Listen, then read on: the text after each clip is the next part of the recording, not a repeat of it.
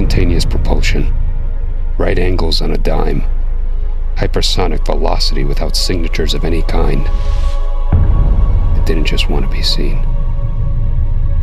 It was mocking us. There was a sort of luminescent encountered a large aerial craft. Frantic inquiry up the chain of command confirmed what we already knew. It wasn't one of ours. This is a terrific piece of work here, this first issue. I gotta be honest, I loved it so much. It's so consistent. The people are real, the names are real, the dates are real, the sightings are real. And this is what we're doing essentially 24/7. Nobody really knows about Project Sign, which blew my mind, right? Everyone knows about Project Blue Book. And research writing. I promise you, the truth is a lot stranger than fiction.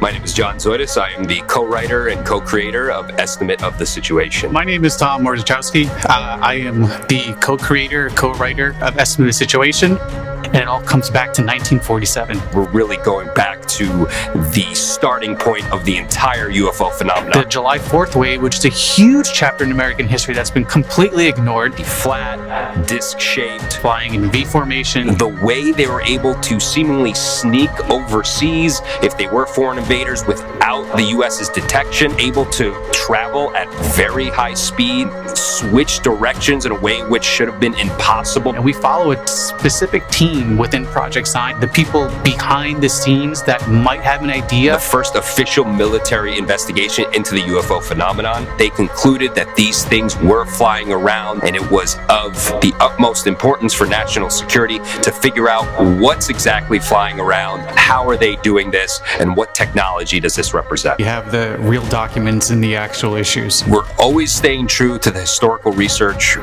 and the history surrounding Project Sign is incredible in and of itself. Historically accurate, but also takes it seriously, treats it with respect. What has become basically a mantra going forward when we write this story is that we don't have to embellish anything.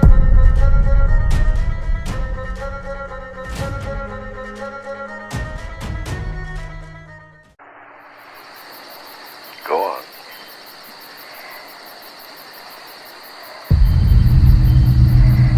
I don't know what happened.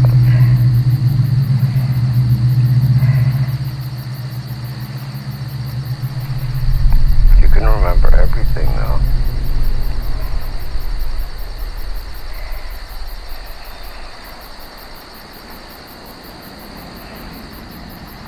What do these men look like? Could you see their faces? No. How were they dressed?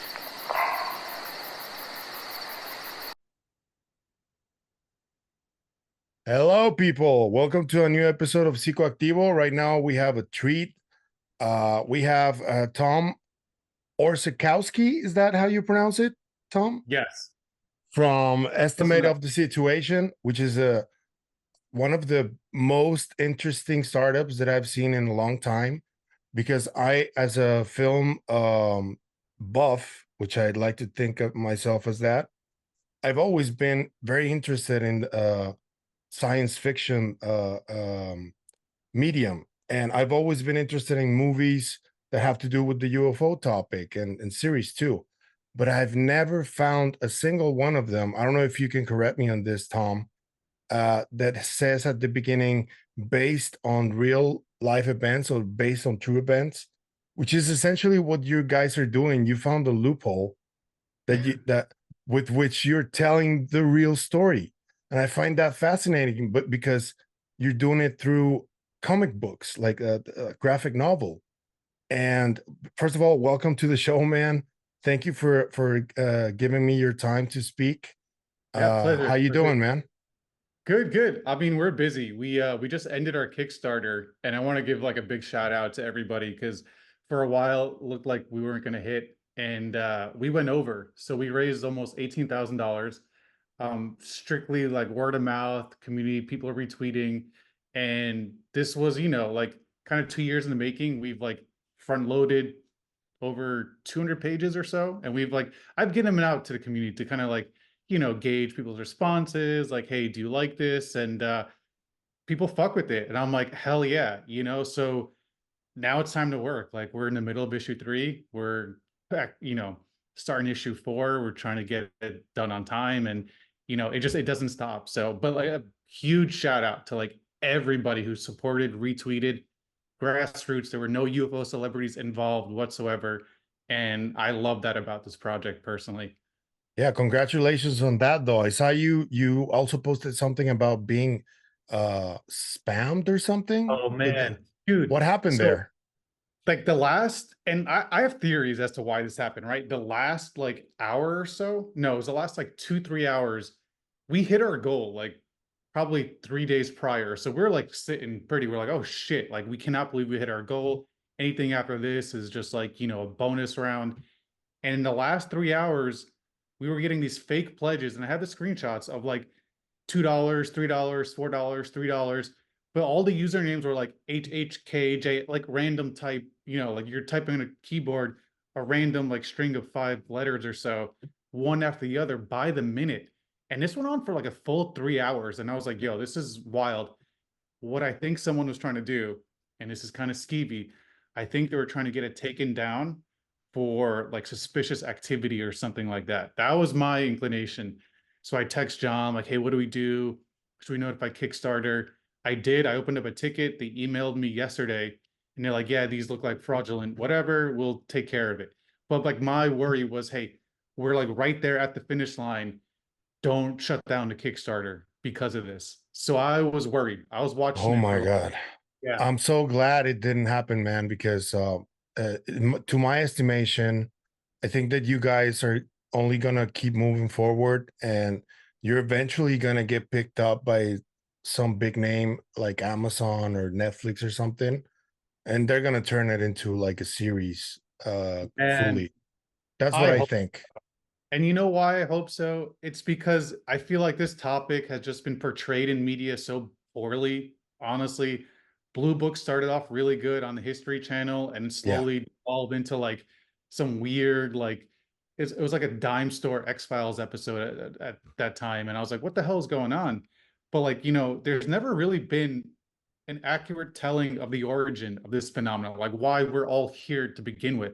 And the players involved within the military, the Pentagon, how they responded to it, and how they formed like their first investigation, Project Sign, which came before Blue Book, but everyone talks about Blue Book. And the story of that investigation is so wild because at the end of the whole thing, they conclude that these are interplanetary, and the Air Force and the Pentagon basically tell this team, go fuck yourselves. And everything comes from that. All the legacy stuff, like everything starts from Project Sign, and nobody knows who the players are. Nobody knows like how this started. Even Kenneth Arnold, people know like in passing, but they don't know like the historical context behind that. Like we're in 1947, these were everywhere. They were flying all over the country, and this was on every front page newspaper. Like, you know what I mean? Nobody talks about this. No, it's just like it just happened, and then it disappeared. No one mentions it. People mention 2017. I understand, but there's just so much before that, and this is and it goes back to biblical times even, because there are a lot of mentions of things that people see in the sky that they interpret as either I don't know, angels or whatever, and it's been happening for hundreds of years, not just that. But I would say that maybe the Trinity test had something to do with the uptick in sightings, right?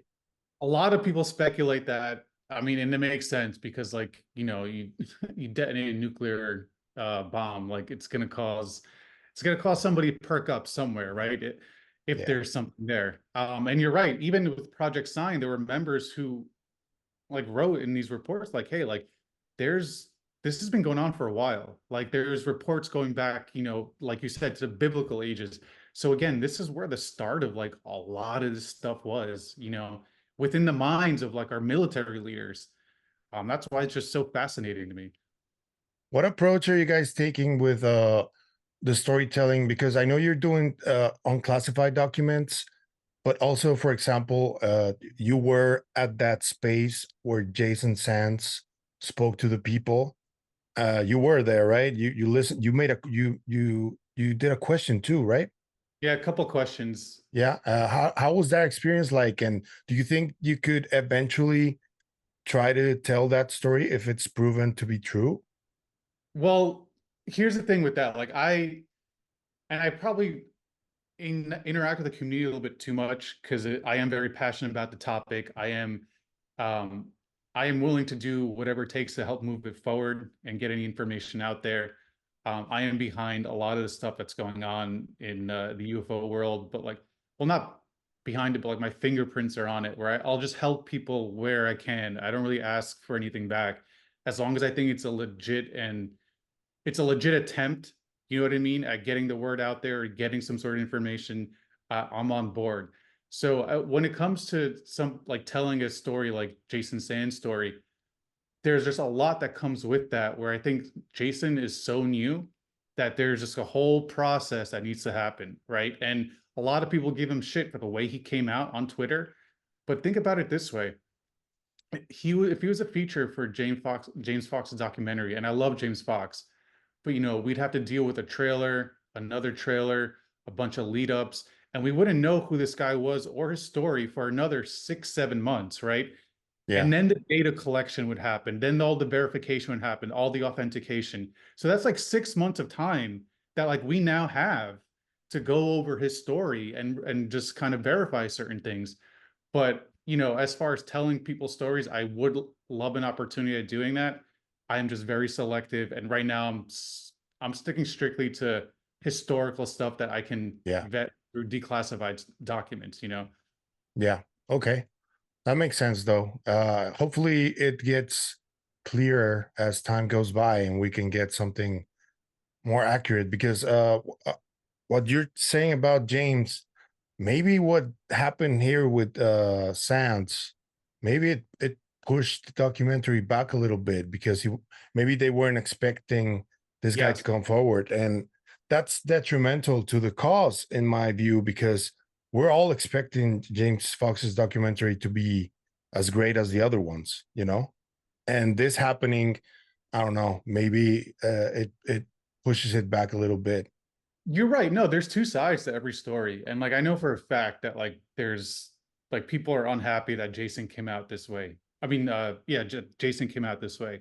And I can't imagine, you know, James is happy because again, he might have to change certain things with the documentary. Now it might get pushed back.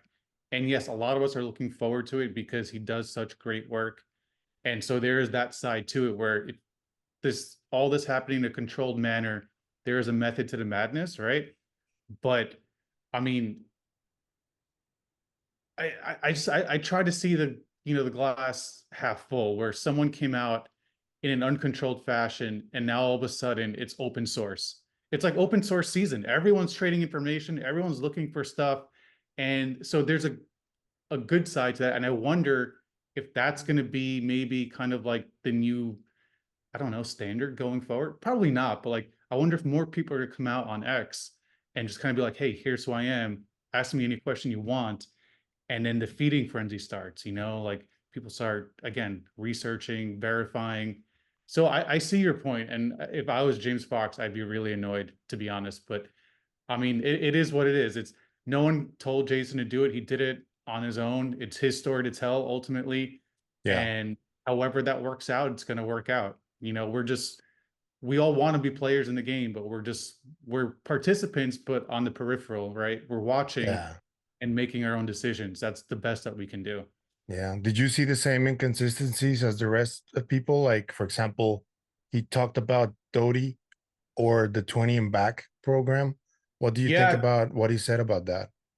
Yeah, so it's tough because by opening himself up to that line of questioning, he got bombarded like, man, by like so many people, including myself, right? Like, hey, what do you think about this? What do you think about that? But I noticed that what people started doing is they started asking him questions that had nothing to do with his experience, had nothing to do with his technical experience, and were just like these far out questions. Well, what do you think of this race of aliens and blah, blah, blah.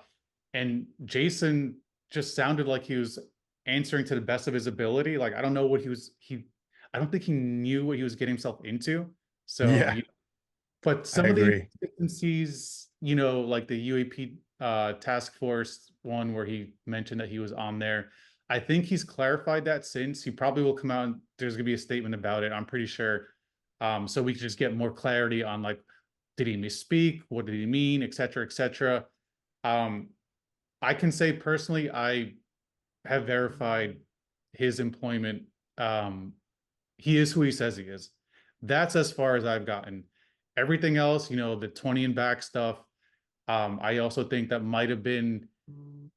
he might have meant something else. I'm not sure. It wasn't clear to me. I think he understood something else when he was asked the question. That's how I saw it.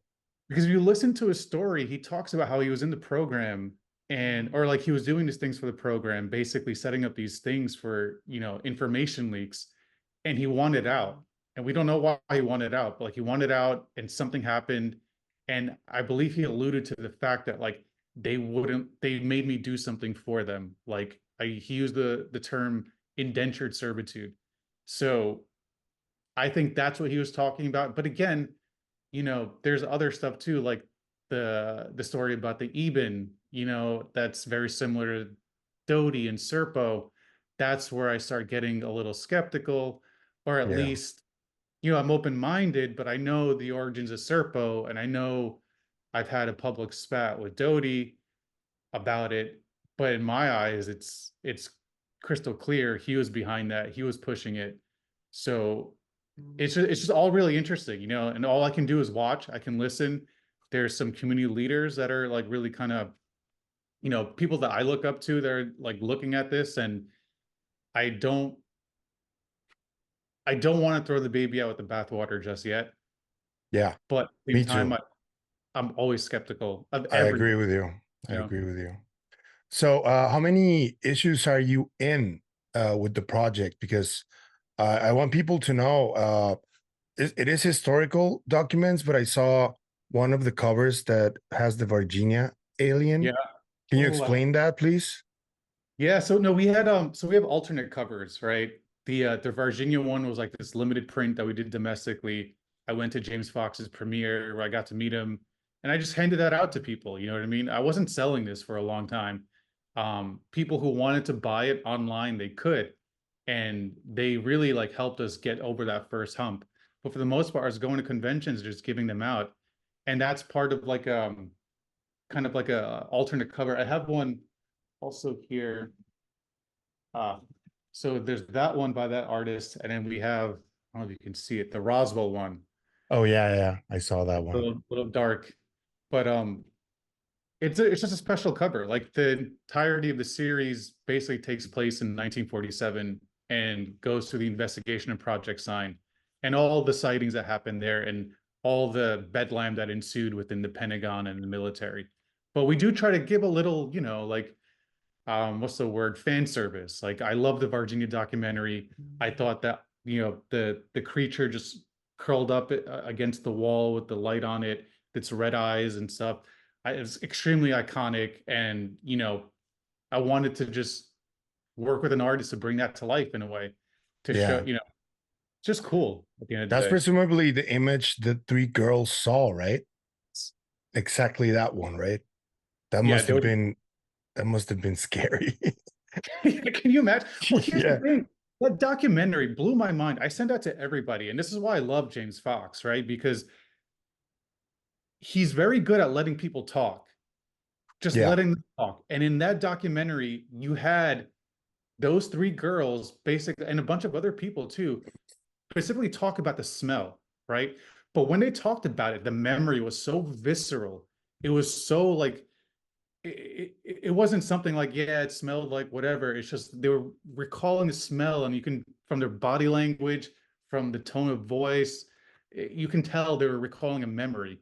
And it's so interesting that memory is consistent amongst everybody that was talked to about that thing. And everyone has that visceral reaction. And it's like, wow, you can't fake that, So whatever these people saw, and I believe it was what was depicted in James Fox documentary, there's like, I can't throw away that kind of evidence. You know what I mean? It's hard to fake that kind of visceral reaction amongst like 5 witnesses from different periods of time. So I always thought that was really interesting. And again, that's a big shout out to James Fox, because I know he spent a lot of time on a documentary. Yeah, actually, James is one of the first people I started talking to in the community, and he's been really gracious to me, like really cool. He Oh, always sick. responds to my messages and everything, and he's told me some stuff about Sans, but I can't share it. Um, but yeah, it's people are kind of spooked. Like I've spoken to about two or three of the big week about this case, and they're kind of spooked of the way he did it, because going into Twitter Spaces kind of felt like a Hail Mary from him in a sense, because I get that he maybe was like a little bit desperate like the rest of us, especially with the Arrow report and everything. So yeah, I wanted to ask you another aspect of the team you have with you. It's you, John Soitos. You two are like the leads, but there's Yes. another three or four people working with you, right? Who are they? Yes. So John and I handle the story. We write the story, we panel it out, we basically storyboard the whole thing to make it as easy for our artists to just kind of bang it out. Then we work with Ezekiel Anastasia, who's our main artist, and he's been with me for years. He's actually blowing up my phone now because we have to talk about some scenes in issue 3. But um, he is incredible. He does all the coloring. He sends me a draft of the color. Then I go into Clip Studio and I work with the coloring. And it's because of him that I learned a lot of this stuff in his program, and that I'm able to tag team this stuff with him. Like I do all the lettering, I do all the bubbles, I do the final color pass. And some of the befores are just so indistinguishable from the afters. And that's because I am a bit of a control freak. But it's him. And It's then your baby, man. I understand. you want it, there's no one telling us what to do, right? So, or how to do it. So it's like, fuck, I want to make it the way I want to make it, right? Yeah, of Perfect. course. At least in my eyes. But then we have Mateus Villalba underneath that, who does all the intros for us. And he is someone I'm trying to get on a full series. I don't know, like we just have to come up with the money and the script, honestly, because we've given him some stuff here and there, but he is phenomenal. He brings a certain level of just the way he takes everything I panel, throws it out, and redoes it. And somehow it's still similar, but it's so much more dynamic. So I really want to work with him a lot more. And underneath that, we have cover artist Darry Fletcher, who came from UFO Twitter. He did all the covers for all 8 issues, the Washington D.C., the July 4th, all the ones that look like kind of photorealistic. This dude is amazing, and like I have like one of my goals is to come back if this is ever becomes like a bigger success, is to just cut him a bigger check, because he did it for peanuts, and he did it because he believed in the project. And it's something that like it's one of those things that really helped me go forward, because I'm like, not only is it the covers are like one of the favorite things for me to come out of this series because I think they're phenomenal, but the fact that someone was so willing to provide his skill set for next to nothing to possibly have this project succeed meant a lot to me. And it was I didn't know this guy. I just met him off of UFO Twitter. So that was really cool. And then Chris Ayuso, I believe, does the alternate covers like Virginia, Roswell, and a couple others. He's a freelancer that I hit up every now and then. So the team is very small. It's just that I do all the video editing, I do all the shooting, I do all the marketing. I'm on UFO Twitter way too much, honestly. Me too. Me too. Well, did you get blocked by Rick Doty? I'm gonna just something between us that I want to share.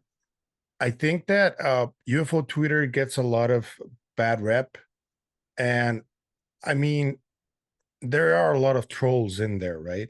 And because it's Twitter is like that, tends to be like that.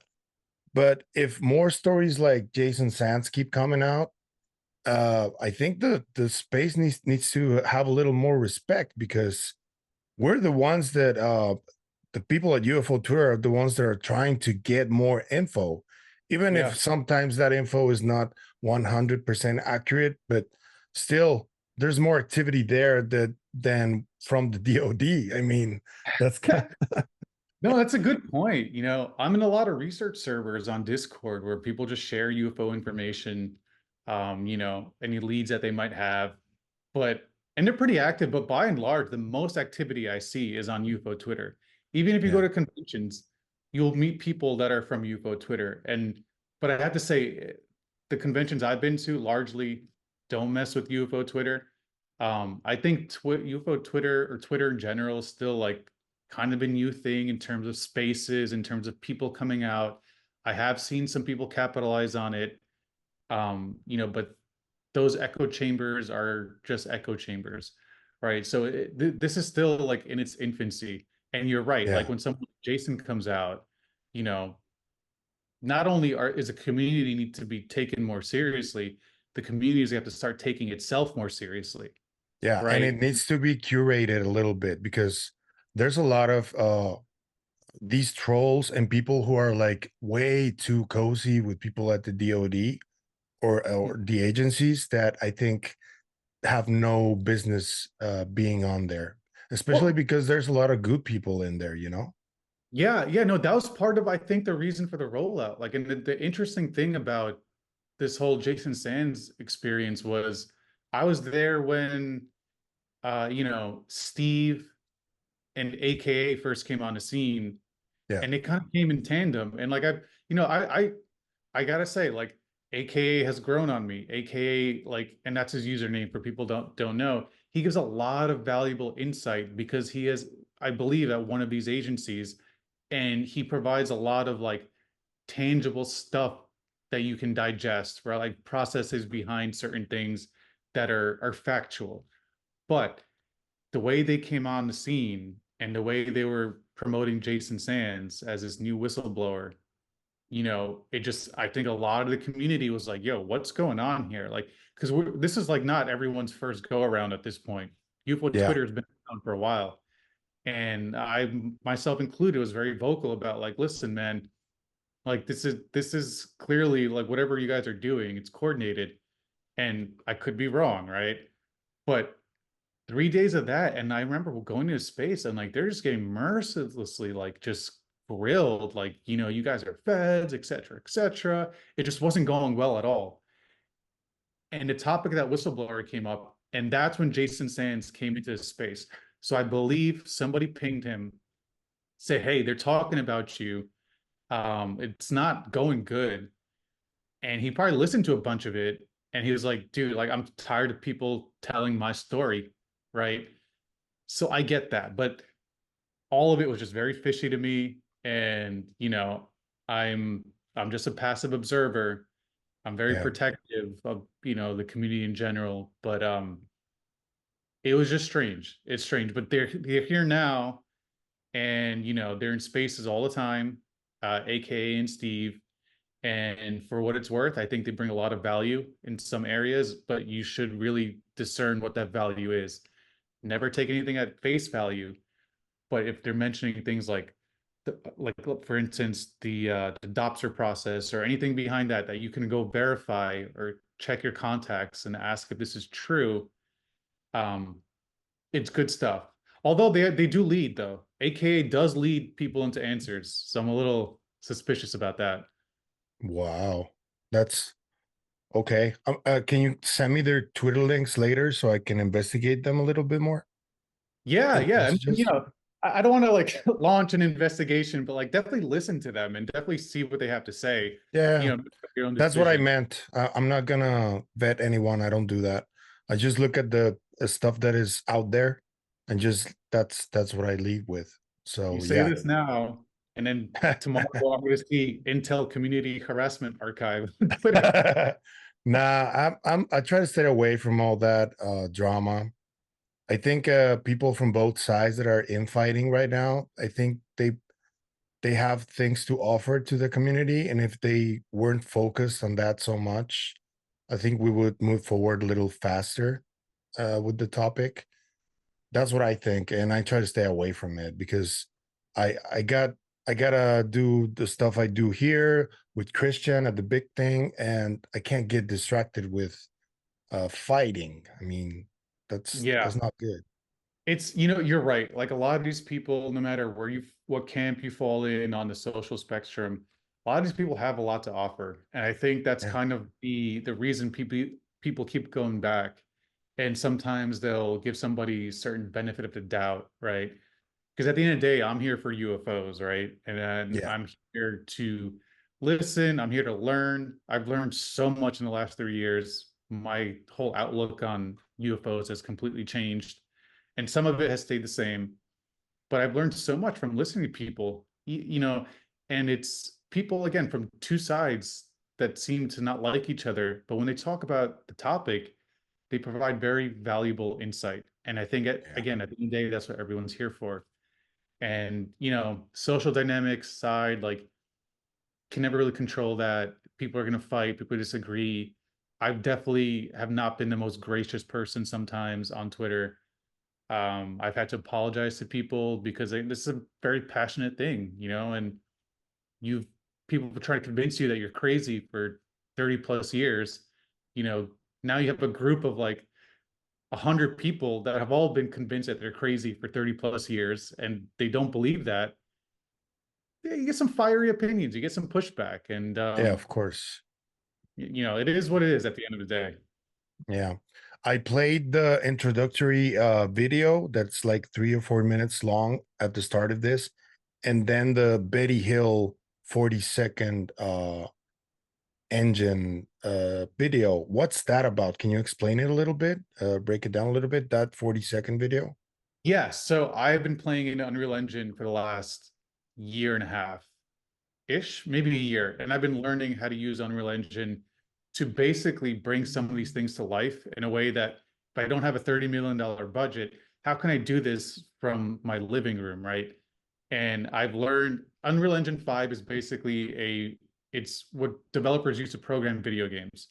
But what's emerging is the fact that you can place a digital camera in there and script scenes in a very cinematic way.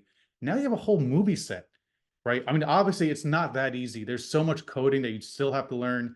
There's assets you need to buy. There's also just it's like learning how to ride a spaceship, honestly, sometimes.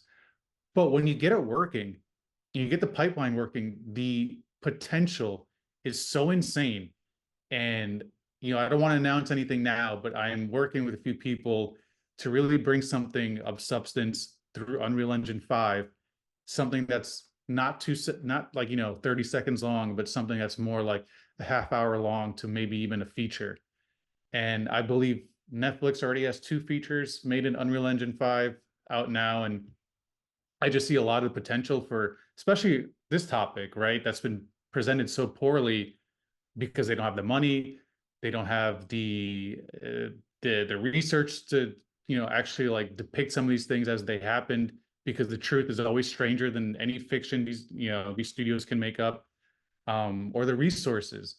And I think we are entering a new age, and I'm trying to be on the forefront of that, where I do think there's going to be a huge Unreal Engine push in the indie world, and I'm trying to get ahead of that as much as I can. But I realized I need to work with other people because you can only do so much, man. Yeah, and this is part of it, right? Because collaborating like this, putting the message out to more people as time goes by, I think that's going to help the project more. And I think I really want it to be like hella successful, so you can guys tell the story as it needs to be told. That hasn't happened ever. So Right? yeah, it's That's so crazy. unnerving, man. It's like, fuck, dude, what the fuck? So yeah, you guys are doing great work, man. I want to ask you some questions where I think that I want your answer, but also like the group answer from the people you work with, because they're related to this disclosure movement and everything that's happened over the last year and a half or so. So first of all, how do you see the whole process of disclosure going right now? Do you think we will ever get the truth from the government, or do you think we will never get it? What's the consensus inside your team? First, your opinion, and then the consensus from your team. Okay. So I guess I'll try to answer both at the same time. So Okay. since we are 5 individuals, right, and the core group is 3 individuals working together, we are all our own individual. We have our own opinions that sometimes don't make it out into the public on the topic. So I know John, for instance, believes that this might not ever happen. And he has a whole theory as to what these things are in the first place. And mind you, he came into this project as a non-believer. Before we went into the research, he made fun of me for years, honestly, in good spirits. So I don't want to speak for anybody, and I'm trying to be a lot more careful on the Estimated Situation platform on Twitter, where I'm not endorsing or launching opinions or anything like that, because there's a bunch of people behind me with they just think differently, right? If they want to express those opinions, they can go on Twitter and they can do it. I'm not stopping them. But if they don't, then I got to respect that.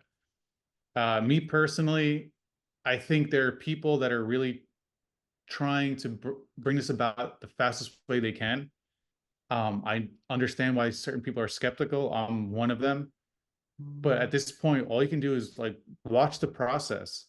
I mean, Christopher Mellon dropping those texts the other day about the Kingsman crash. Yeah. I mean, holy fuck, you know what I mean? Yeah, that was huge. Yeah. So something's happening, just because we're not on the inside and we're not getting it every day, doesn't mean it's not happening. But at the same time, be vigilant, use your own due diligence and stuff. And there's different ways to contribute. And I feel like this project, at least in terms of disclosure, besides telling a really compelling story that's never been told before, that should have been told, honestly, I think this is one way of contributing to that disclosure process in a way where it's hey, mainstream media has fucked this up for a long time. Let's get this right, because if we get it right, more people will see that there's a there, at least. And that's where we all need to start. So everyone can contribute their own different ways. This is mine. And, as far as, are we ever going to get the answers? I don't know. I mean, you trust the process and do what you can. That's all you can do. I think there's this a parallel to what the government's trying to do. I think there's this grassroots disclosure movement going on, which you're a part of. And I think that there's a possibility that whatever this grassroots movement is doing can beat the government to the punch if the government keeps stalling on releasing information. What do you think about that? Do you think that's possible? Yeah, well, I mean, I believe that's what Christopher Mellon is doing. I believe that's what, what they were doing with Kona Blue, where they're trying to basically get access to some of these materials and bring them out of the private contractor world and back under the wing of the government, as far as I understand it. So, I believe it's possible. I just think people need to be honest about what they're doing. And not saying that nobody isn't, but there's a lot of just kind of cloak and dagger stuff that I think that turns people off, and I get why. But I think if the people just kind of came out and told us, hey, these are the parts of the core story that we all have a consensus on, and this is what we need to focus on, that would go a long way. That would help people, I think, understand why certain moves are being done. But again, I make comic books, I mean, political strategies, that's not my thing. Who knows what could be going on behind the scenes where these people need to do the things that they need to do, right? Yeah. So I just hope, in our lifetime, I really think the world's getting smaller and information is just becoming more and more abundant. So it's a good chance that it might happen. I hope so. What do you think about David Grush and Lou Elizondo's work in this topic so far? Your honest opinion. Do you think they're believable? Do you think they're trustworthy? Do you think their IC past may affect what they're doing right now? Well, I'll answer the last question first. I think a lot of people take that IC past into account and they have a negative spin on it. And I don't necessarily blame them for doing so, because that's probably my first inclination anytime someone from the IC comes out. I think you just look at the track record.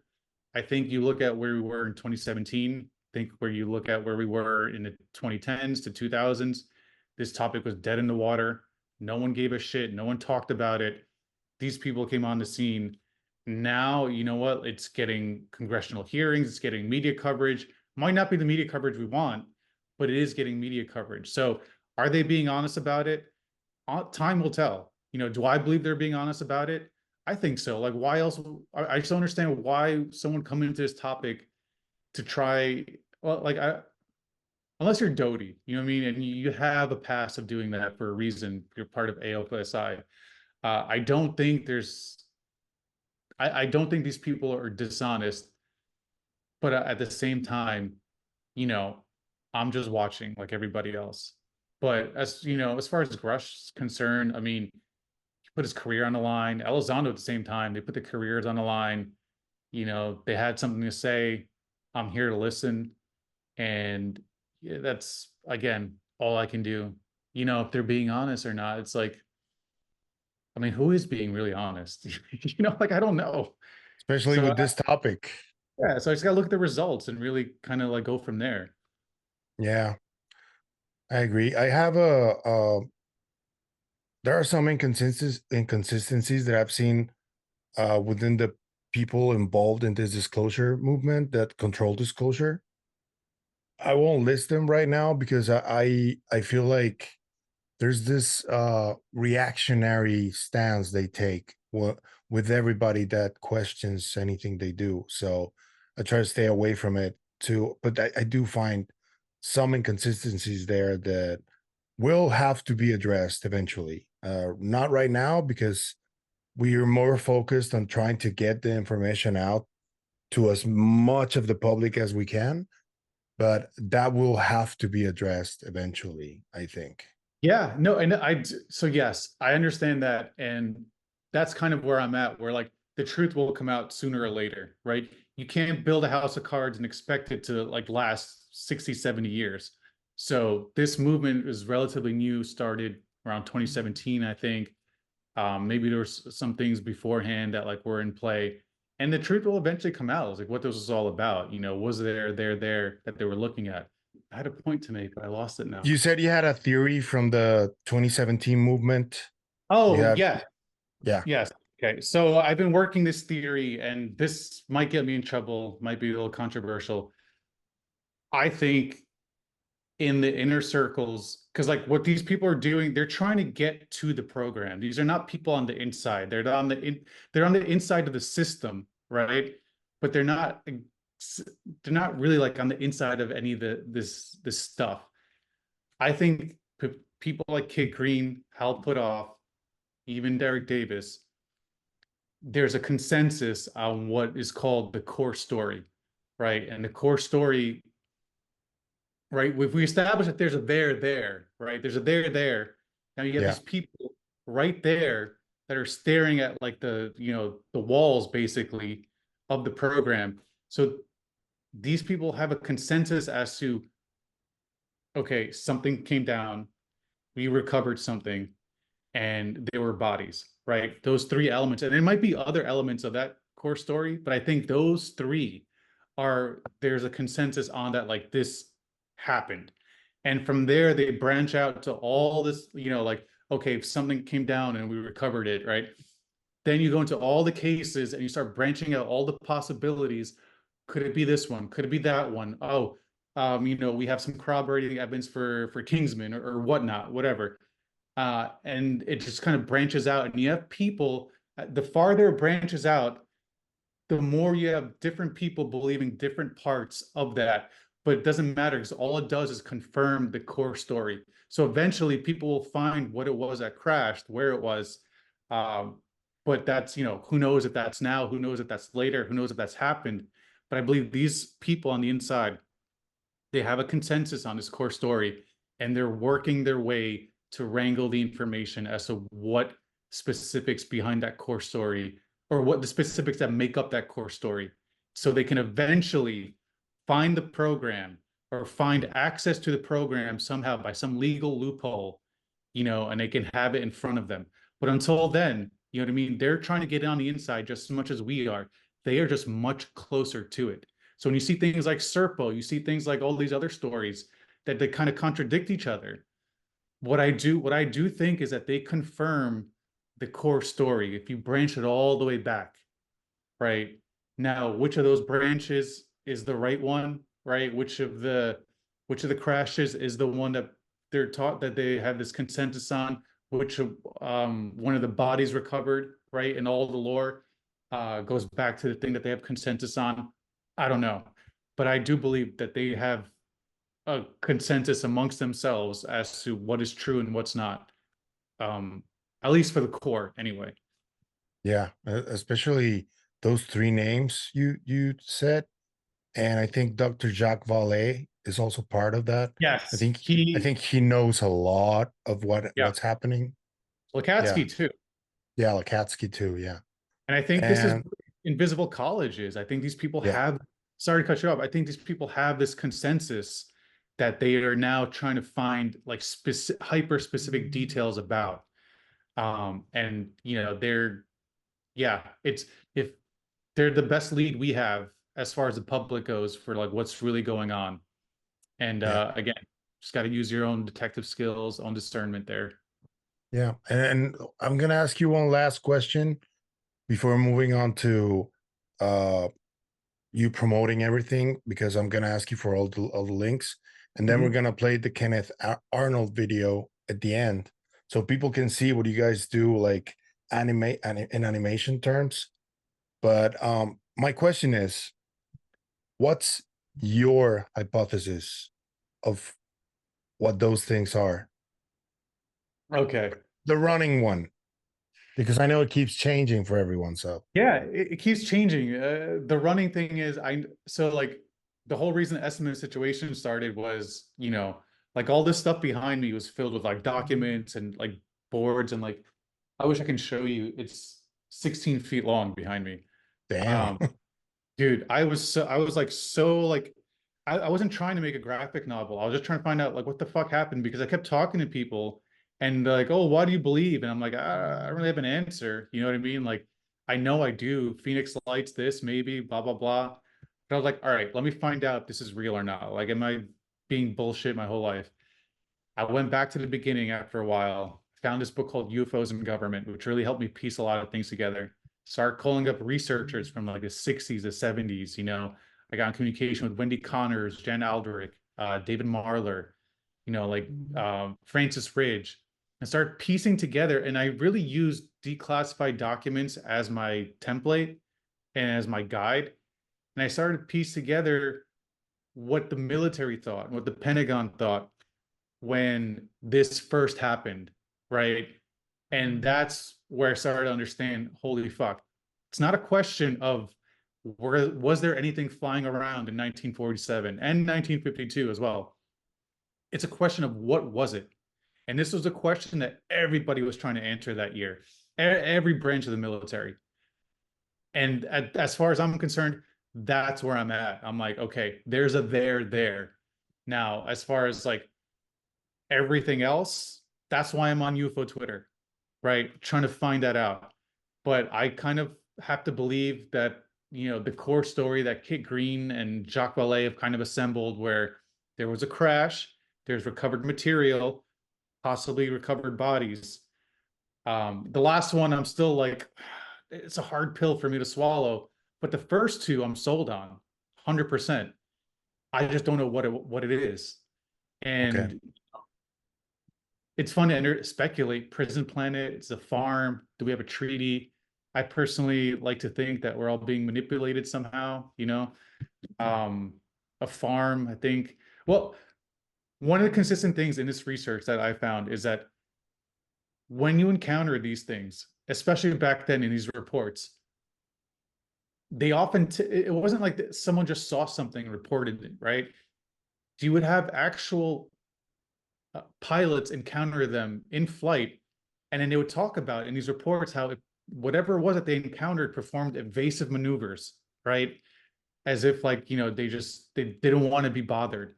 And at the same time, like, you have these things cited by White Sands where they're testing V2 rocketry at the time, a bunch of other sensitive military installations. This to me screams reconnaissance, right? Yeah. If I'm looking at it from the extraterrestrial hypothesis, right? You get into NHI, and people start getting all these crazy theories. I don't want to say crazy because they're valid, but they're also very interesting. Like, is this just like a glitch or an intelligence that's reflecting itself when we look at, all sorts of weird stuff. But for me, right now, pattern seems like reconnaissance, over sensitive military installations, and evasive maneuvers. That's what I got to go off of. And frankly, they don't sound like they're a happy bunch. Yeah, You know, that's scary. That's very scary, man. I feel the same way in terms to that. I tend to incline towards what Jack Valet and John Keel wrote about, which is essentially they're playing with our perception somehow, and they make us see things that they're hard to believe. So that's as tricksters. far as I go. Yeah, that's as far as I go. Dude, I didn't know about any of that till I came on UFO Twitter. And like that idea in of itself, it, like, blew my mind. I'm not set in any way. Like, I don't carry water for any theory. I don't carry water for anybody.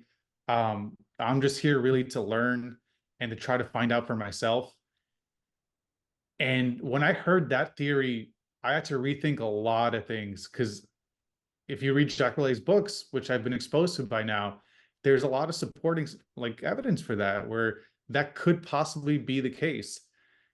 It's just such a hard pill to swallow, though, dude, right? Oh Like, yeah. Oh yeah. damn. Actually, I'm following an investigation of a doctor that disappeared. I don't know if you've seen it on my page. When they interviewed me, UFO Interest interviewed me. They asked me about it because it's a Mexican doctor who disappeared in the early '90s, and he has ties to the CIA into Stargate project. And Oh, shit. his study was mainly about consciousness, and he has a theory called the synergic theory, where he says that the mind has a capacity to manipulate reality and create it, uh, every human mind. And when he was about to prove non locality or quantum entanglement between human minds was possible, he did it in the early '90s. He did it in Mexico first, and then he was supposed to travel to India to complete the experiment between people in Mexico and India with satellite technology. And when he was about to get on the plane, he disappeared. No, he did, like, completely And disappeared. I No. found pictures of him next to John Keel, Jacques Vallée, and other researchers like what's his name? Andrea Bukarik, I think is his name is. He was part of MK Ultra and Project Stargate next to alongside Dr. Hal Puthoff. So he knew them, and he disappeared in That's 1994. wild. Someone should ask them about that. If they ever get on a live presentation, like, you should pose that like, hey, do you know this researcher, this scientist? Do you know what happened to him? Or, like, because I didn't know that. That's Yeah. fascinating. You're gonna like it. I'm gonna send you the links and everything so you can see. And that's what makes me believe, because I've had experiences myself. And that's what got me into this rabbit hole of consciousness first. And it kept taking me to the UFO subject, which was kind of weird at first. I was like, why does this keep taking me to this thing? But then I understood when I saw those pictures, it all clicked. I was like, oh shit. That's So so they funny. Yeah, they were interested in him at the beginning, from the beginning, and there are declassified documents from the CIA that he wrote in English, and he's Mexican. All he wrote was in Spanish, but he wrote some in English because the CIA was like with That's him, working with him in some capacity. I don't know. I still don't know which capacity. I'm still ongoing with this investigation, but I think it's a big one, it's like a big part of the puzzle that I don't think anyone was looking at it from in this topic. And what I'm finding, and it keeps taking me to Dr. Puthoff and Dr. Jack Valet, so I'm gonna ask them if I get the chance. Yeah. They have their fingerprints on lots. Lakatsky for sure is someone else. Him and Kit Green, I think, are people that should be talking more about, especially with this current push for disclosure. But that's fun. I was saying that's funny earlier because the more I get into UFOs, the more I'm forced to look at consciousness. So it's like almost the opposite, but it's like Oh it's yeah. funny, like, how they're just so intertwined somehow. And yeah, no, that's fascinating, man.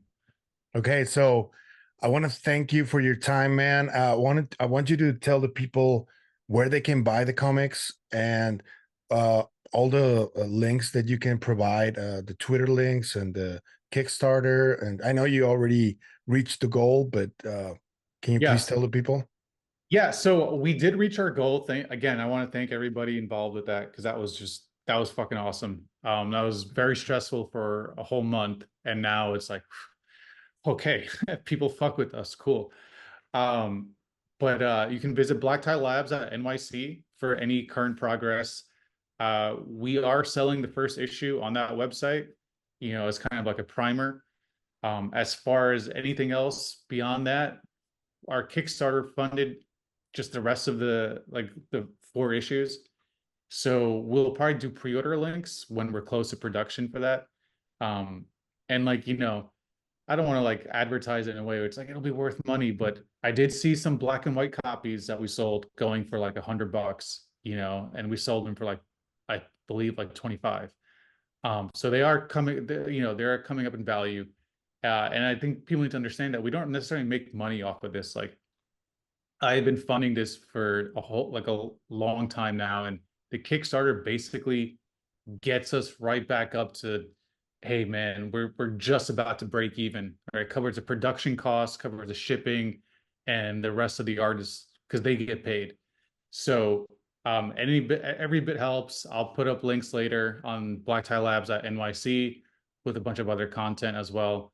For Twitter, visit us at Estimated Situation. It's EOTS_comic. Very active over there. I do a lot of giveaways. I give out this graphic novel any chance I can get, along with books like UFOs and Government and stuff like that. That's the gist of it. You know, we're still very small, and I'd like to think we're UFO Twitter's best kept secret. You know, I just wish we weren't such a secret all the time. You are, though. You are, and after this, because I know Christian is going to be very interested in what you guys are doing.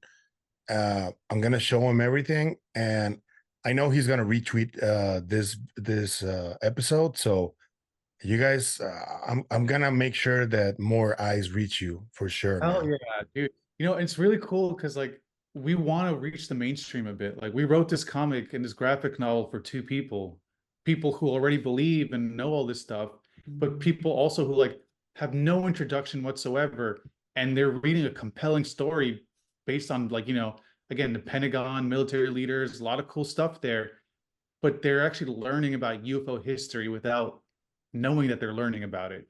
Yeah. And, you know, like the more, like you said, the more eyes on it, the more people will want this to be taken seriously in media, right? The more of a bigger, people will shout a lot more, be like, you know what, we don't want another Independence Day. We want, even if it's not Estimated Situation, right? We want something that depicts this for what it is, because it's so much crazier than like anything Hollywood can put out. I guarantee you.